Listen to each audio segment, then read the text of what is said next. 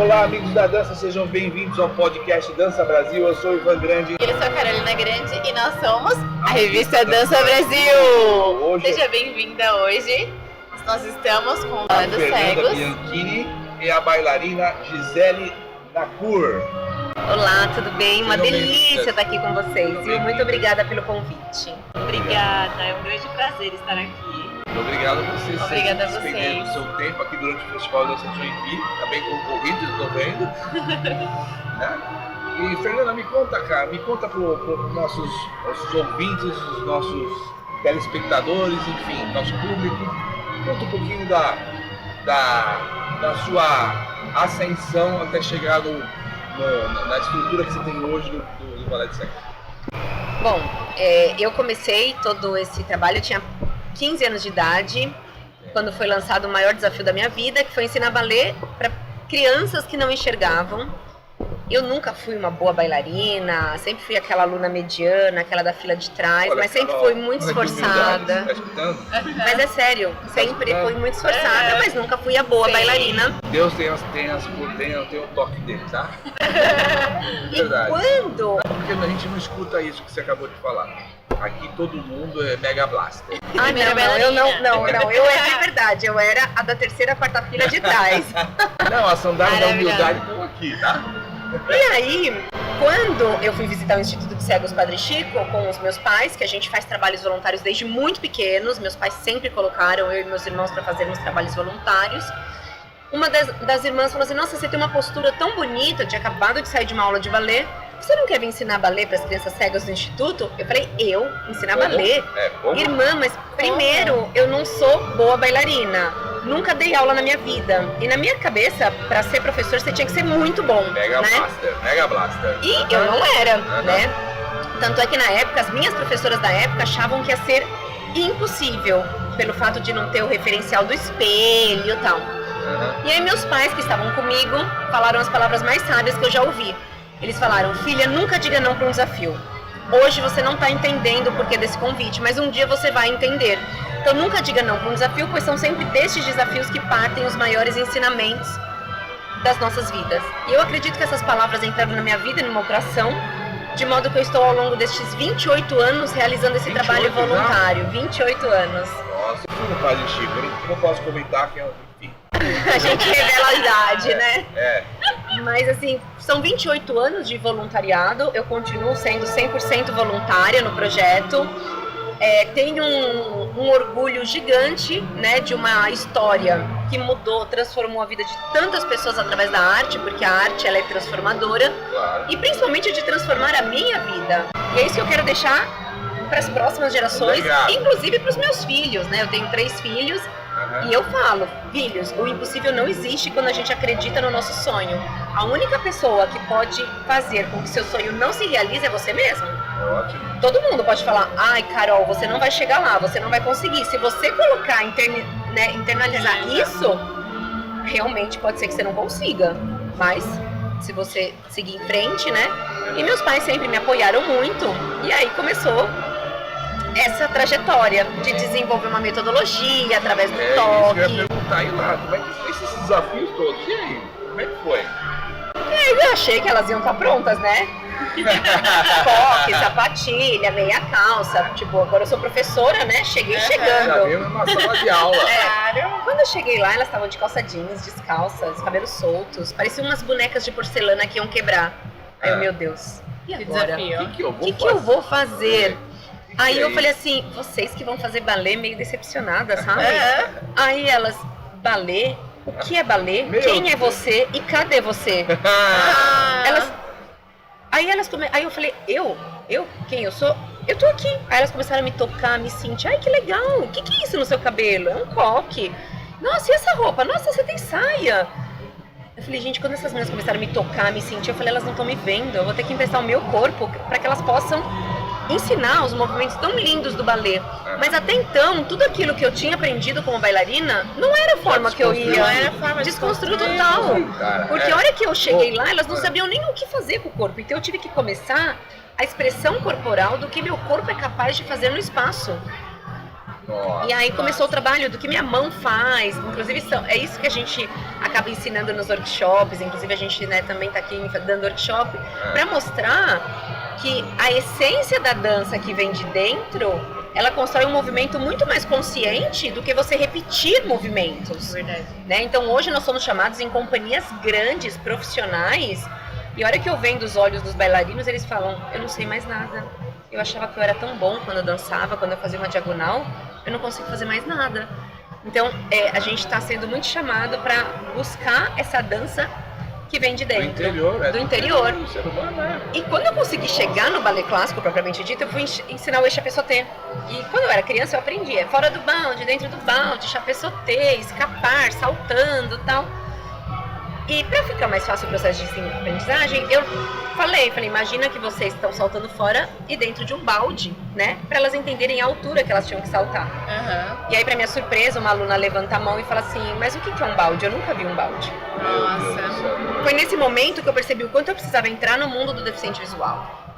Entender suas limitações, suas dificuldades, para que depois eu pudesse apresentar o meu mundo da dança clássica. Uhum. Então essa troca de mundos fez nascer uma metodologia, através do toque, da percepção corporal. É um trabalho redobrado. Total, porque assim, você tem que aprender através dos erros. Então tudo que dá errado, eu tinha que buscar na ciência o porquê que deu errado e como transformar aquilo em correto, né? Porque a forma como a gente enxerga o mundo é totalmente diferente da forma como a Gisele enxerga o mundo. Né? Então a importância da gente trazer o nosso mundo para a Gisele e a Gisele trazer o nosso mundo para a gente nessa troca, que é a verdadeira empatia, que eu até substituiria a empatia na nossa história por compaixão.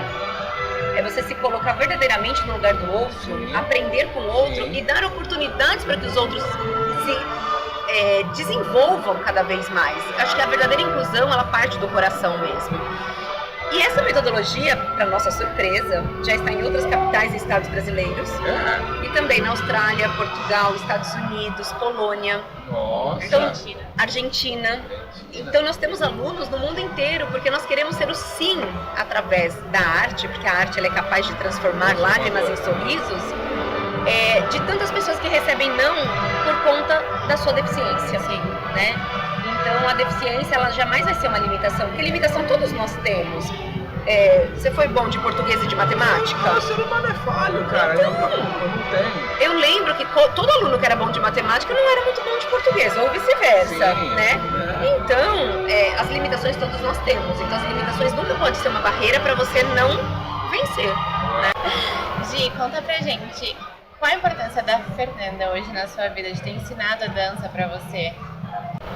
A Fernanda ela conseguiu transformar não só a minha vida, mas como a de todos os alunos que passam pela associação de uma forma que não dá para imaginar como seria sem ela. Porque eu conheci esse trabalho num momento muito difícil da minha vida, porque eu nasci cega total. Aí a minha mãe ela sempre foi muito religiosa, então eu nasci no mês de janeiro. Na Semana Santa, ela colocou uma rosa branca num copo de água e colocou nos meus olhos. Então, a partir daquele momento, eu voltei a enxergar normal. O meu pai abandonou a minha mãe quando soube que eu seria cega. E foi bem difícil. E aí eu voltei a enxergar normal nesse momento. Meus olhos eram bem tortos, então ela fez todo um tratamento com um tampão, um óculos para corrigir o meu olhar. E eu tive uma vida normal, a minha infância, na verdade, né, no início. Eu enxergava como qualquer outra criança, eu brincava, joguei basquete durante muitos anos. O meu sonho era ser uma grande jogadora de basquete. Uau! E na escola eu tinha... tem um físico pra isso, tá? Era o meu sonho ser uma grande jogadora. Bonita. E aí eu comecei a perder a visão de novo, aos 13, 14 anos. Os médicos não sabiam explicar, até porque tem a questão da religião, né, e tal. Cientificamente não dá pra explicar o porquê eu nasci cega, recuperei e comecei a perder. Mas eu comecei a perder aos poucos, então eu já não conseguia mais jogar basquete porque eu perdi os passes importantes. Na escola já foi ficando tudo muito complicado. E aí, pela falta de informação, naquele momento, naquela época, não era muito comum ter um computador em casa, ter o acesso à informação como a gente tem hoje. Tá tudo na palma da mão hoje, Isso, né? e aí os professores... Eles não ajudam um pouco a gente, né? Exatamente. E aí os professores, pela falta de informação, eles pediam para eu sentar com o CDF da sala para fazer as minhas atividades, as minhas provas, os meus trabalhos, eram todos os meus irmãos, as minhas sobrinhas quem faziam, eles sabiam, mas para que eu não fosse prejudicada, acabavam aceitando. E foi agravando cada vez mais a minha visão, cada dia que eu acordava era uma coisa que eu não via mais. E até que eu perdi grande parte da minha visão, eu tinha que usar bengala e eu não aceitava, porque imagina, até então uma adolescente que tinha uma vida normal e de repente aparecer com uma bengala perto dos amigos. Exatamente, era muito humilhante e tal, e eu estava em depressão, no estágio em que eu não saía do quarto nem para tomar banho, por exemplo. A minha família também, pela falta de informação, falava, você não enxerga, você não precisa mais sair de casa, fica em casa, não precisa estudar, não precisa trabalhar, fica aqui. E algo de proteção. Algo de proteção pela falta de informação. Sim, mas proteção primeiro. Isso, exatamente. E aí eu não queria aquilo pra mim. Eu era uma menina, eu tinha sonhos, eu queria ser uma grande jogadora. Então eu entrei num estágio de depressão muito crítico. E sabe quando alguém liga a TV e deixa ligado e sai? Foi o que aconteceu, eu estava no meu quarto e eu ouvi o Faustão anunciando as bailarinas cegas da Fernanda Bianchini. Eu prestei atenção e falei, gente, cega? Eu achei que eu era a única do mundo, eu nunca vi uma pessoa cega, nunca soube de nenhuma história. Eu fiquei desesperada, eu fui correndo para ver o que era, eu não conseguia ver as meninas dançando. Mas naquele dia elas estavam fazendo uma homenagem para a Fê dançando no Teatro Municipal, lotado de gente aplaudindo, uma música suave, eu falei, meu Deus. É isso que eu quero. É isso, assim, eu nunca me imaginei dançando balé clássico, nunca me chamou a atenção, porque eu não sou delicada, eu sou grandona, eu nunca tive físico de bailarina. Então eu fui no dia seguinte, assim, sem saber onde era. Eu lembro que eu sabia que era na Vila Mariana, mas eu não sabia em que lugar. Então eu fui perguntando para as pessoas, aí umas falavam, é pra cá, não é pra cá. Sabe, eu fiquei um dia inteiro pra chegar na associação. Mas quando eu cheguei, nossa, foi uma alegria. Tava perdida. Perdida. Eu cheguei, eu falei, meu Deus, eu tinha 18, hoje eu tenho 35. Oi, assim, pro balé eu já era velha, né? Porque geralmente começam cedo. Pra que tipo de balé? Exatamente. Então. Não era velha. Foi quando pra tudo que mudou. Tipo de balé? Então não fala que era velha. Jamais. E aí eu comecei a fazer o balé, fui me apaixonando, foi incrível, assim, aos poucos eu fui me apaixonando, sempre tive muita dificuldade, muita limitação, mas dentro da minha potencialidade, né, dentro daquilo que eu podia oferecer, dentro do meu corpo e tal, eu sempre busquei estar no meu melhor, eu sempre fui muito exigente comigo mesma. E ela é ousada, ela entra no palco. Ela é ousada? Ai, hoje, a hora que eu tava vendo ela dançando, eu tava dançando, olhando, era um conjunto, mas ela tava tão iluminada, mas ela fazia tudo com tanta verdade corporal, sabe? E aí, linda, ali ela brilha e ilumina. Qual que é o teu tempo, teu espaço, é isso? Sim, porque depois disso aí eu fui me apaixonando, eu me formei no balé, tive oportunidades incríveis de dançar dentro e fora do país, mas eu falo que assim, fora do país também? Sim, em vários lugares, inclusive dos eventos que mais me marcou, que eu fui uma das 4 bailarinas a fazer encerramento das Paralimpíadas em Londres. Mentira! Nós representamos não só o balé clássico, mas a pessoa com deficiência, o nosso país. E, gente, a gente dançou para 82 mil pessoas, sem contar o mundo inteiro. E eu voltando lá atrás, na época em que eu enxergava que eu queria ser uma grande jogadora, será que desse momento eu chegaria numa Olimpíada? Numa Olimpíada? Eu não sei, mas depois de cega, dançando o balé, eu cheguei, Ainda dançaram com o Thiago Soares, com a Marianela Nunes. Nossa, eu tô arrepiada. Roberta Marques. Gente, eu tô arrepiada. No camarim do Carlinhos Brau, Paralamas, meu, foi incrível. Como chama do Coldplay. Da Rihanna, sabe? Foi. E assim, será que voltando lá atrás, na época em que eu não enxergava? Eu não imaginava. Não, e assim, tudo através desse trabalho da Fernanda que transformou completamente, porque depois disso eu voltei a ter vida, então eu comecei a estudar, eu tenho minha formação acadêmica, eu trabalho há quase 15 anos numa instituição financeira, eu me casei, eu tenho meu filho, que é a grande realização da minha vida, sabe? E tudo através de um projeto que muitas pessoas não acreditam, sabe? E assim como eu, todos os alunos lá na associação, cada um tem uma história de vida, de superação, que não dá, porque assim, quando ocorrem essas coisas nas nossas vidas, que a dor é inevitável, acontece com todo mundo, mas o sofrimento ele é opcional. Sempre que a gente estiver passando por um momento difícil, sempre vão ter, junto com o acontecimento, sempre vão ter coisas pra gente escolher. E só vai caber a nós, né? Ficar sofrendo, choramingando, ou arregaçar as mangas e vamos que vamos. E foi o que aconteceu, assim, pra tudo mudar. E eu olho pra trás e eu falo, meu Deus, eu vivi tudo isso. Gisele, eu às vezes, você vai ficando com um pouco mais de idade, eu tô com 29. Eu sou muito vaidoso, tá? 29, a Fernanda 26, a Carol 10, você 16. A mais novinha aqui é ela aqui, ó. Olha, mas eu acho que assim, ó, o mundo, o planeta, ele é hostil, ele é agressivo por a natureza do planeta. Ele não quer, assim, é difícil, a vida é difícil, não é fácil, seja qualquer nível de vida. O planeta é hostil por si próprio.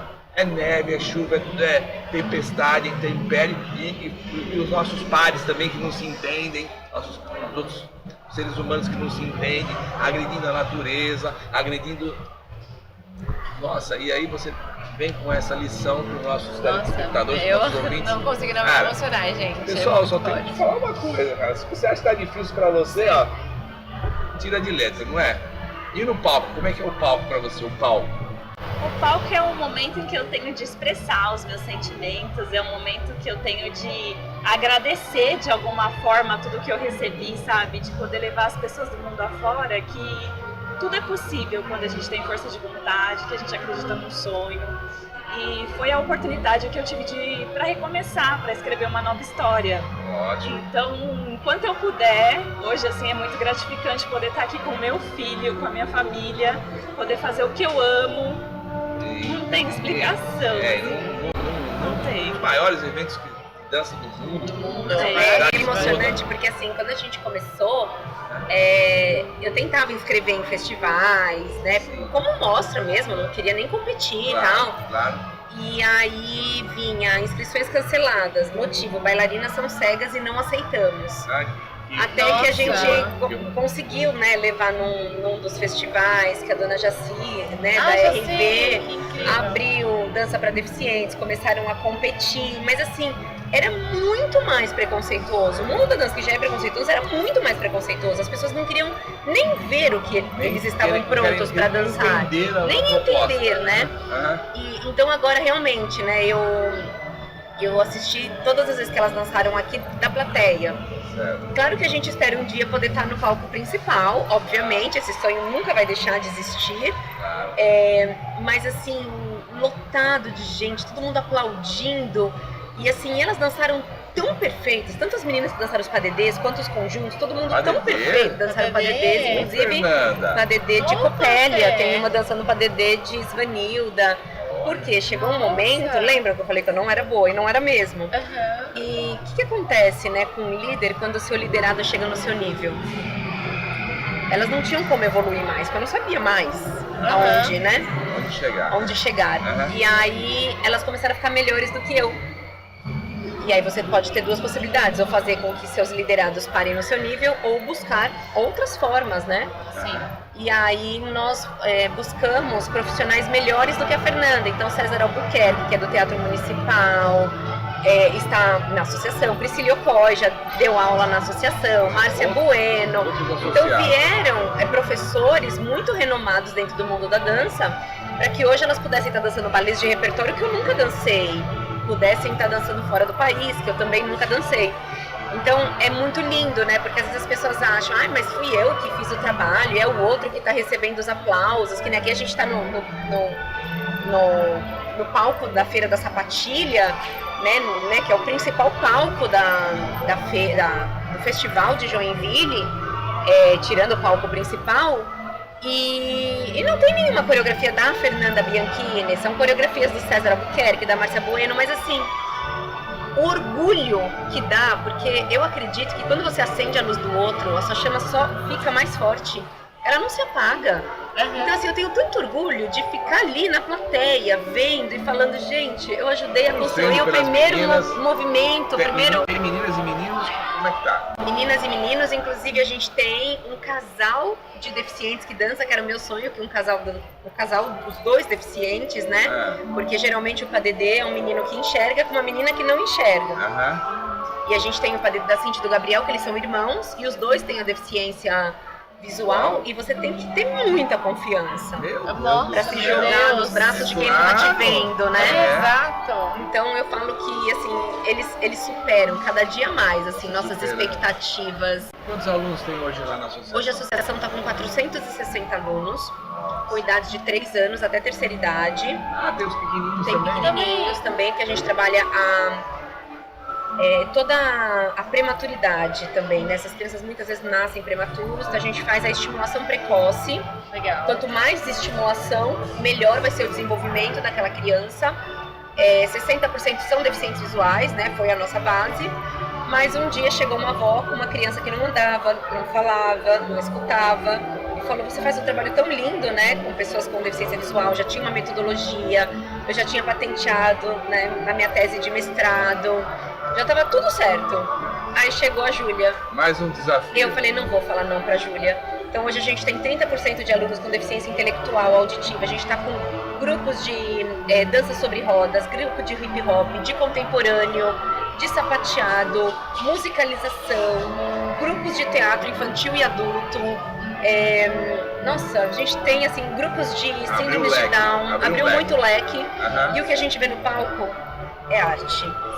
Elas são aplaudidas pela bela arte e não pela deficiência. Claro. Então isso é lindo E eles de estão ver. se expressando também. E agora essas meninas já são exemplo para outras. Essa semana passadas, né, chegaram 3 meninas com deficiência visual total. E eu falei: qual que é o seu sonho? Ser bailarina da companhia de balé de cegos. Opa! Porque quando elas começaram, a Gisele teve exemplos, né? Tanto que ela viu lá no Domingão do Faustão e tal. Mas as primeiras não tiveram exemplos, não tinha ninguém. A gente teve a história de Alice Alonso, mas ela perdeu a visão já sendo bailarina profissional, e ela continua dançando com partners videntes. Então, é um trabalho totalmente diferente. O que eu acho mais incrível, tudo é lindo, mas o PADD, elas ficam mais seguras, tirando o casal que os dois são deficientes, dá mais segurança, porque tem sempre alguém ali perto de você. Agora você vê um conjunto, você viu fotos aí que eu te mostrei, todo mundo igualzinho, sem uma mão pra baixo. É lindo demais. E como que você faz pra sincronizar elas? É por voz, é por tato? São muitos comandos, então elas têm que ouvir umas às outras, sorrindo, só que elas vão se falando enquanto elas dançam. Sério? Elas escutam os professores nas coxias. Elas não podem esquecer a coreografia, porque não tem como copiar. Sim. Então elas têm que ouvir a música, a expressividade, fazer a coreografia e ainda seguir todos esses comandos. E a gente tem alguns comandos. Se eles se perdem no palco e vira o corpo pra cá, por exemplo, eu falo: vira o corpo pra direita, agora vem pra trás. Então, e além de tudo, eles têm que ser colocados do jeito que o público tem que ver, perfeitinhos. Sim. Não pode ficar duas muito perto e outra longe, entendeu? E a contagem A também. contagem. O nível de atenção e concentração delas. Eu imagino, a percepção delas também sensitiva deve ser muito maior, né? Tanto é que as pessoas que estão fazendo os nossos workshops, elas estão falando exatamente isso. Que entraram num mundo que elas achavam incrível. A gente sempre foi exemplos para muitas professoras daqui que estão nos procurando. Seguem nossas redes sociais, tudo, mas que não tinham noção. Agora que a gente vendou os olhos dessas professoras. Casa caiu. Nossa, eu achava que eu sabia tudo e não sei nada. Não sabe nada. Sabe nada. Então, assim, eles vieram nos ensinar realmente a fechar os de olhos olhar da visão, que são tão preconceituosos, e abrir os olhos do coração e ver o mundo mais bonito, com mais significado, com mais essência e com mais verdade. Porque as principais sensações que nós temos, as melhores sensações que nós temos, a gente sempre faz com os olhos fechados. Quando você experimenta uma coisa muito gostosa, você faz não é? O beijo, tudo isso é sempre com olhos fechados. É verdade. E por que às vezes a gente não fecha o olho pra internalizar, né? Pra sentir se aquela pessoa que tá conversando com a gente tá trazendo verdade ou não, né? Porque às vezes a gente consegue, internalizando, a gente consegue enxergar. Fechando os olhos a gente enxerga muito mais. A gente consegue sentir de uma forma diferente. Você, né, com toda a sua construção, eu quero entender com quantos alunos você começou E hoje em dia você teve que até contratar mais profissionais para poder elevar o nível da sua companhia, mas eu quero saber o início, lá atrás. Quantos começaram? Como que era o formato das aulas? Se era 2 vezes por semana, 1 vez por semana? Para elas terem essa conexão, porque a gente não cria conexão com os alunos do nada, né? 1 vez por semana é difícil, ainda mais com, desculpa falar, deficiência, né? Que é um outro patamar que a gente fala. Então, era todos os dias? Era 1 vez por semana? Como que era? Eram apenas 5 alunas. A gente tinha 2 turmas, uma de criança, que eram 5 alunas, e umas que eram mais velhas, que tinham 3 alunas. Lá no Padre Chico, o balé virou uma febre. Então, eu comecei com poucas alunas, mas em pouco tempo, todas as meninas queriam fazer balé, porque as irmãs não deixavam os meninos fazerem. Os meninos também queriam alguns, mas as irmãs não deixavam, e tudo bem, eu sempre respeitei. Eu fiquei 8 anos, né, como voluntária no Padre Chico. As aulas eram 2 vezes por semana, mas tudo dependia da minha logística. Então, por exemplo, quando eu estava a minha faculdade foi integral. Então, quando eu estava no integral, eu dava aula de sábado e domingo, ou eu pedia para a irmã para que eu pudesse dar aula às 7h30 da noite, que é a hora que eu saía da faculdade e dos meus estágios. Então, cada ano foi de um jeito. Então, festivais que elas participavam, elas iam todas, dormiam na minha casa. E aí, depois de 8 anos no Padre Chico como voluntária, começaram a chegar alunos com deficiência de outros lugares. E lá no Padre Chico eu só podia dar aula para quem era do Padre Chico, porque era uma atividade extracurricular. E aí chegou até uma cônsul, filha de um cônsul de Portugal na época, e queria muito me conhecer. A irmã falou, não, aqui é só, né, para quem é do Padre Chico. E aí eu vi que esse meu amor podia ser espalhado para mais pessoas. E aí a gente fundou a Associação Fernanda Bianchini com objetivos mais amplos em 2003. E você teve apoio nessa época? Porque então, é sempre muito difícil, né? Assim, os apoios sempre foram das pessoas que sempre acreditaram no trabalho, por isso que a gente tem parcerias tão grandes, né, Ivan, de tantos anos.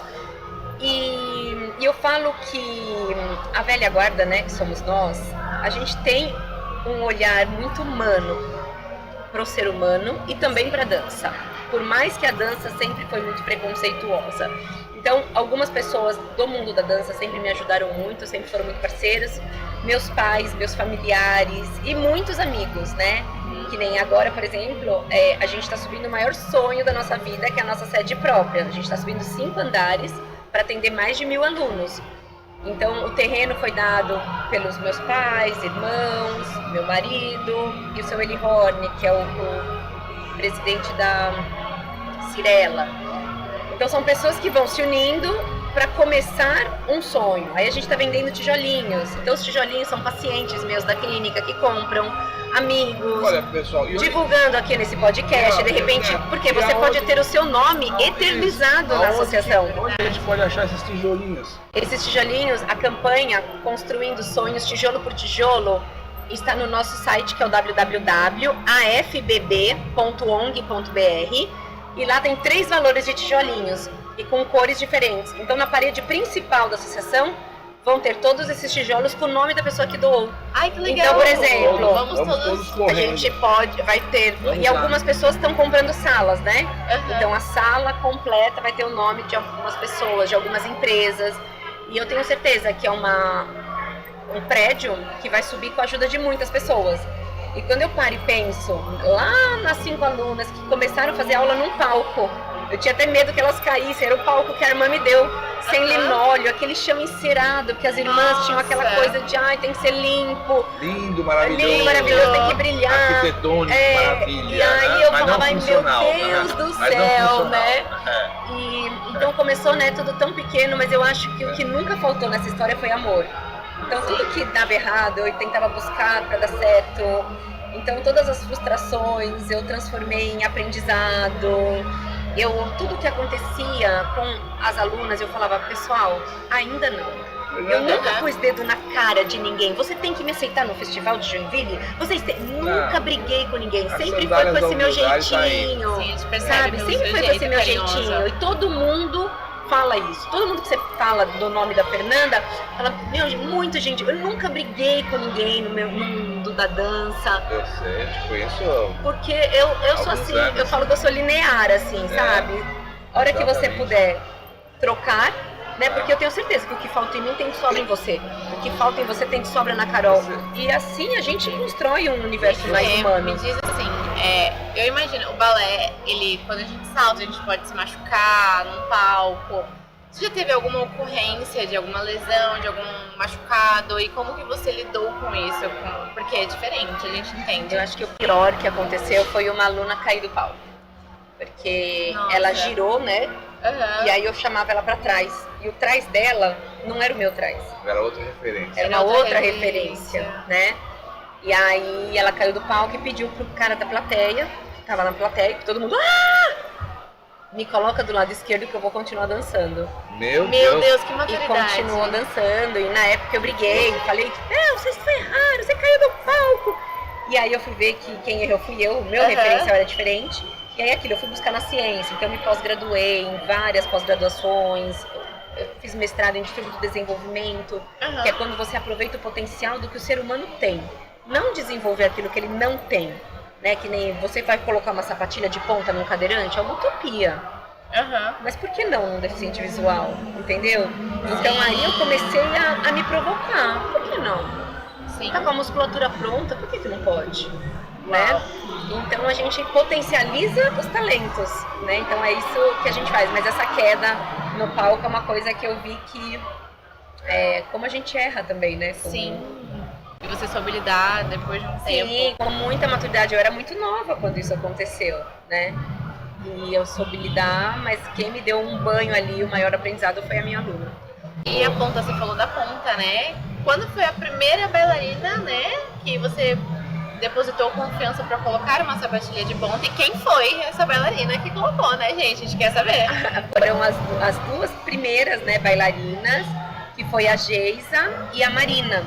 Foram as duas primeiras que dançaram. Não, você? A Marina tá com a gente até hoje, a Geisa tá seguindo, né, também no mundo da dança. Tá dançando. Olha, mas ela não faz, né, mais parte da companhia, mas tá super feliz também dançando. E elas dançaram um duo, as duas na ponta pela primeira vez. Foi emocionante, elas já tinham 4 anos de balé. Uau! E aí foi pra nunca mais parar, né? E agora, e depois da fisioterapia, eu falo que eu me tornei uma professora muito mais cuidadosa, né? Então, a gente não teve muitos problemas de lesão, como existe no mundo do balé, porque eu sou fisioterapeuta. Então, desde o início, hoje na associação, inclusive, tem a área da saúde. Então, temos aulas de pilates, de reabilitação, de yoga. Então a gente tem muito essa preocupação, sabe? Então é aquilo, né? É estudar, buscar, aprender, desenvolver, potencializar, sempre dar confiança e sempre passar confiança também para os nossos alunos. Gi, conta pra mim, quando foi a sua primeira vez no palco? A primeira vez no palco foi num espetáculo da associação, inclusive foi o primeiro espetáculo que eu pude fazer parte, foi a Casa de Bonecas. Ai, que legal! Eu fui uma das bonecas, porque eu entrei antes, mas antes os alunos demoravam mais para fazer parte das apresentações, dançar nas empresas e tudo mais. Hoje em dia é mais rápido, né? As alunas entram e já começam a fazer parte e tal. E aí demorava um pouco mais, então eu fiquei esperando o próximo espetáculo, que foi a Casa de Bonecas, a Ópera de Viena, lembra? Foi a primeira vez que eu dancei. Que lindo! E qual foi a sua emoção de colocar um figurino, fazer uma maquiagem, um coque e entrar no palco? Sentia, porque é uma coisa que nós, deficientes, assim, temos muita dificuldade, né, em fazer maquiagem, essas coisas. Então, nossa, eu fiquei toda poderosa, me achando com maquiagem, cabelo. E tinha gente fazendo nosso cabelo, maquiagem. Nossa, tem todo um staff. Eu me achando. Tem vários voluntários, né? Que, nossa, os voluntários são incríveis, toda uma equipe. Muitos voluntários. São mais de 25 professores, mais de 100 voluntários. Uau. Então é muito legal. Grande. É uma equipe grande, sim. E as pessoas ficam felizes, né? De estar participando, de estar vivendo esse universo. Conta aqui, você teve a visita do nosso Mega Blaster Baryshnikov lá, como é que foi isso? Sim, foi incrível, foi em 2007, né, Gi? Sim, que prazer. Ele Você tava lá? visitou... A gente tava! Eu tô há 18 anos na associação. A gente tava. E Agarrou ele, abraçou ele. Peguei o pé dele. Dançou pra ele. Deixou pegar o pé? Deixou, ele não deixou ninguém, mas ele deixou. Olha, você pegou no pé do menino. O que acontece? Eu sempre falei muito pra ela, gente, ele estica o pé, mas é perfeito o pé dele, né? E aí, ele recebeu várias instituições e projetos sociais aqui no Brasil. E ele escolheu a Associação Fernanda Bianchini. E ele não quis nada de muita imprensa, foi uma coisa muito particular. Ele foi com toda a companhia dele, ninguém ficou no hotel. Uau! Todo mundo foi junto, o fotógrafo dele também. E aí foi lindo, elas dançaram, teve uma aluna que sambou na ponta, foi bem legal. E aí perguntaram se tem alguma curiosidade, né? Porque foi lindo quando ele falou que ele já conheceu muitas professoras no mundo da dança, mas que a única professora que ele enxergou, que enxerga além da dança, fui eu. Então isso foi muito emocionante, assim, eu nunca vou esquecer disso. E aí elas falaram, a gente tem uma curiosidade, a Fernanda falou que seu pé é muito esticado quando você salta, a gente queria tocar os seus pés. Ui. Aí ele... Os meus pés? Aí ela, Aí foi muito interessante. Imagina aquele monte de cega pegar os pés dele assim. Assustado. Eu lembro até hoje, ele tava com uma meia marrom. E aí ele ficou tão tímido, ele ficou tão vermelho. Eu acho que nunca pediram isso pra ele, né? Nunca pediram isso pra ele. Nossa. E assim, ele é o russo, tem toda aquela cultura mais fria.